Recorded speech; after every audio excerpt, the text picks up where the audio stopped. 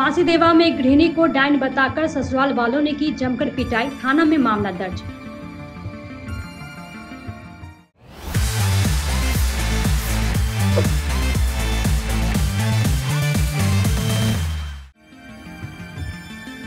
एक गृहिणी को डायन बताकर उसकी जमकर पिटाई कर दी गई। ये मामला फांसी देवा अंतर्गत पेटकी के जजटोला से सामने आया।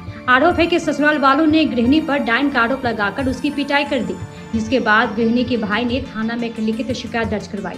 बताया गया है कि पति की मौत के क्रियाक्रम खत्म होते ही 26 जून को बाचामनी टुकु नामक एक गृहिणी को उसके ससुराल वालों ने डायन बताकर उसे बुरी तरह पीटा और उसे वाहन में बिठाकर उसके भाई के घर छोड़ा है। इस दौरान उन्होंने गृहिणी के परिवार वालों को बताया कि वो नशे में है। वहीं 2 दिनों तक होश में नहीं आने पर गृहिणी के परिवार के सदस्यों ने उसे अस्पताल ले जाने का फैसला किया। उस समय परिवार वालों ने महिला के शरीर पर कई चोटों के निशान देखे, जिसके बाद महिला को उत्तरबंग मेडिकल कॉलेज अस्पताल में भर्ती कराया गया। घटना के बाद महिला के भाई ने फांसीदेवा थाना में लिखित शिकायत दर्ज करवाई। आरोप है कि जादू टोना करने का आरोप लगाकर पहले भी महिला की पिटाई की गई। हालांकि 4 लोगों के नाम पर शिकायत दर्ज की गई है, लेकिन अभी तक किसी की गिरफ्तारी नहीं हो पाई। वहीं गृहिणी के भाई सहित परिवार के सदस्यों ने दोषियों को कड़ी से कड़ी सजा देने की मांग की है। ঘটনাটা হয়েছে আমার বোনটাকে আমি পেটকি থেকে আমি বিয়ে দিয়েছিলাম। বিয়ে দেওয়ার পর ওর স্বামীটা মারা গেল। স্বামীটা মারা যাওয়ার পরে ওকে ডাইন বলে যে এত যে মার যে ধূর যে দিচ্ছে একদম প্রচণ্ড মার, এত মার কিন্তু নিজের স্বামীর ভিতরে ও স্বামী স্বামী লড়াই ঝগড়া এতটুকু হয় না, বেধুম মারছে।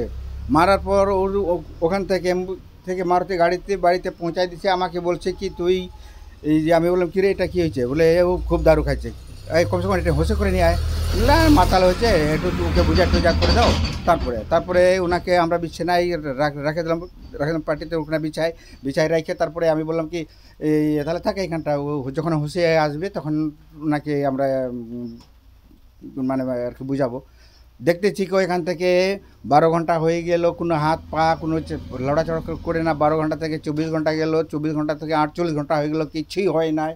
তারপরে বুঝতে পারলাম না, কেসটা তো অন্য হয়ে গেল। তারপরে আমার মামি যে ছিলেন, আমার দিদিগুলা যে ছিলেন পাশের বাড়ি না, তাদেরকে আমি ডেকে আমি বললাম কি দিদি এটা কী হয়েছে, এটা আপনারা দেখুন তো, আমার তো বোন হলে কী হবে, আমি তো ওকে তো গায়ে ধরতে পারতেছি না।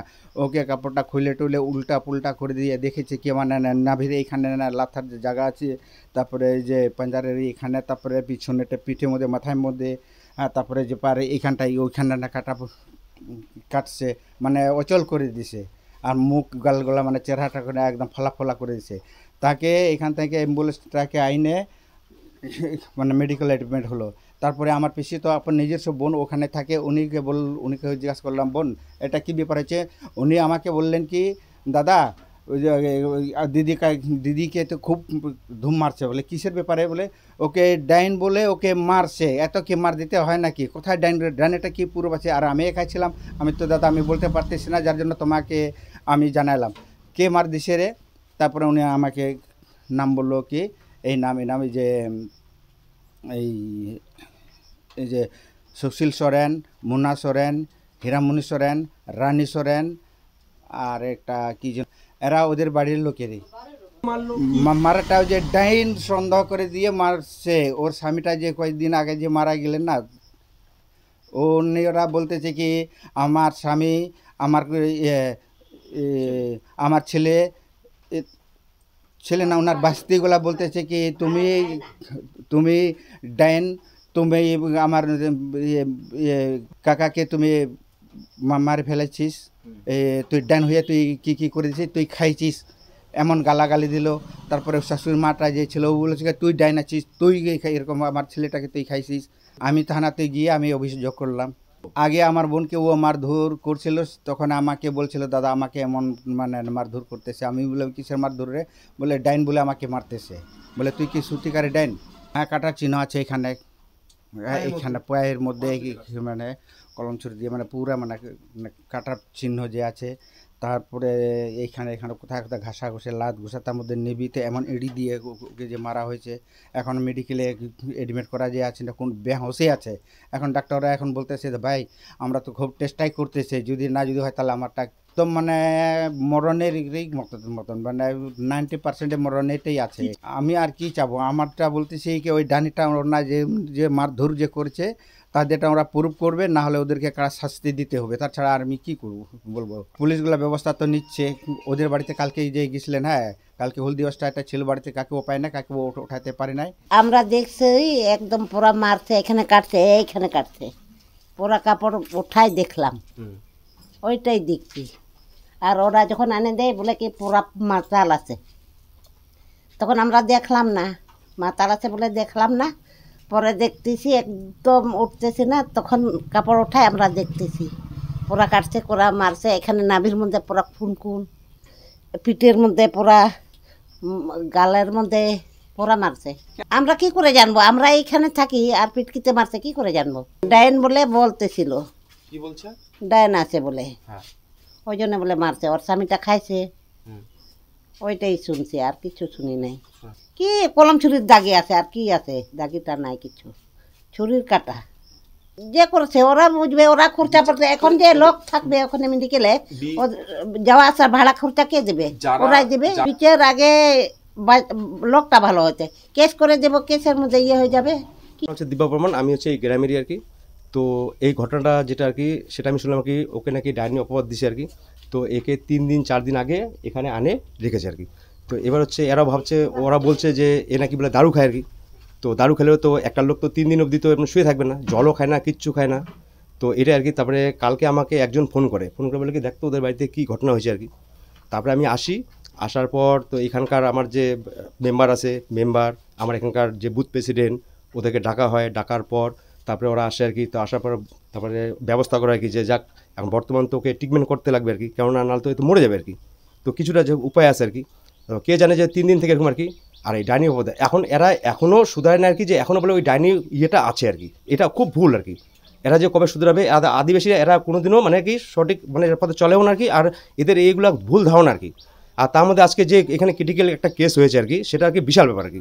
আর আমি যদি কালকে এখান থেকে পরশুদিন যদি আমি এখান থেকে না পাঠাই আর কি, তাহলে কিন্তু এরা আবার নেন আর কি, কেন এরা তো জানে অন্যটা আর কি। তারপরে আমি বুঝতে পারলাম না, একে তো এটা তো করা ঠিক না, কেননা ওকে তখন বর্তমানে তো বাঁচাতে হবে আর কি নাকি। তো তারপরে এটা ইয়ে করা হলো কি, এইটুকু আর কি। আর কি বলবো আর কি।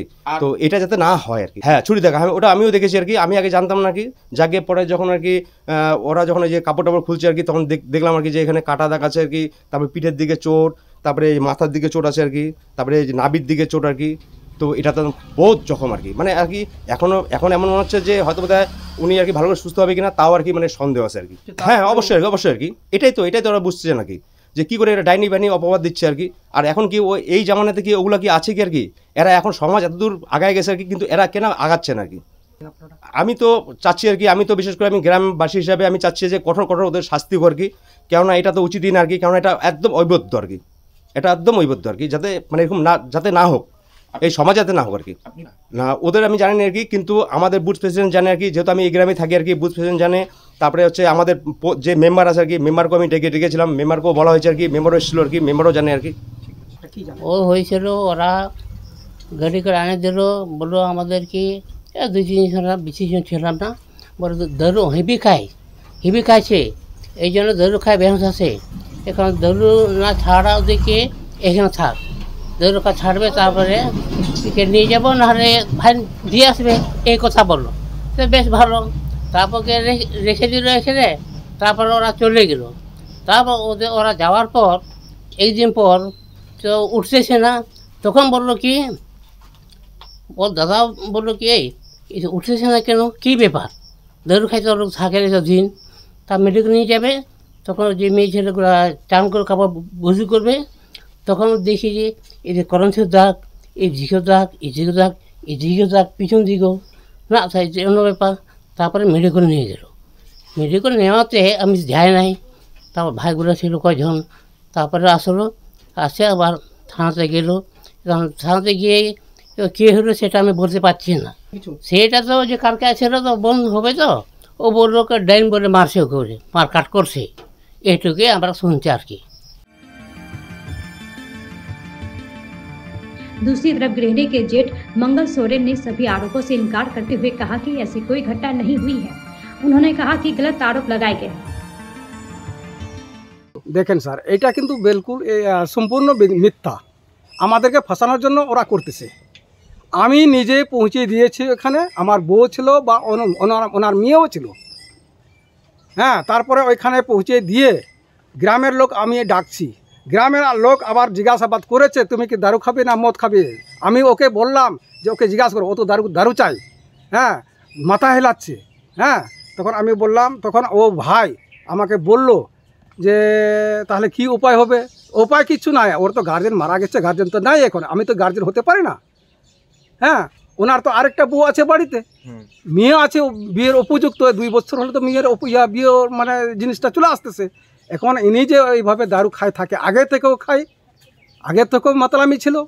হ্যাঁ, আর সেই দিন কিন্তু ওনার আগে যে ও কিন্তু একজনের বউ ছিল, হ্যাঁ, সেই লোকটা আইসে দারু খাওয়াইছে একটা বোতল। ওই দিন থেকে একদম অতিরিক্ত নেশা, ওর নেশা আর ছুটছে না।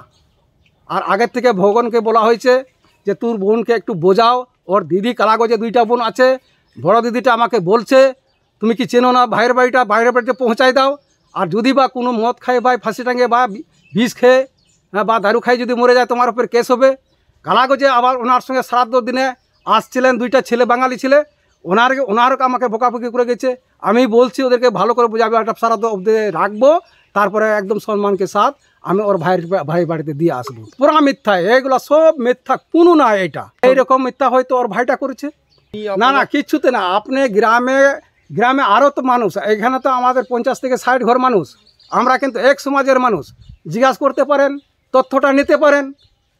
আরও তো শুধু তো আমাদের এখানে তো আর মানুষ ছিল না, আরও তো আমার আত্মীয় স্বজন ছিল। আমি কিন্তু এতদিন থেকে সারাদিন না হওয়ার অবধি আমি কিন্তু কন্ট্রোল করে রাখছিলাম, আর কন্ট্রোল করে রাখা যাচ্ছে না ওকে। ওই যে আবার ওর বড় দিদিটা আমাকে ধুমকি দিয়েছে যে মরে গেলে কেস করবো, ভয় দেখাচ্ছে। আবার ওই ক্লেমটা আবার এখনও দিল। আমি যেহেতু আমার বাড়িতে মেসেজ চলে আসলো, হ্যাঁ, তাহলে তো আমাকে তো এটার পরিবর্তে আমাকে তো ওই নিতে হবে, উদ্যোগটা নিতে হবে।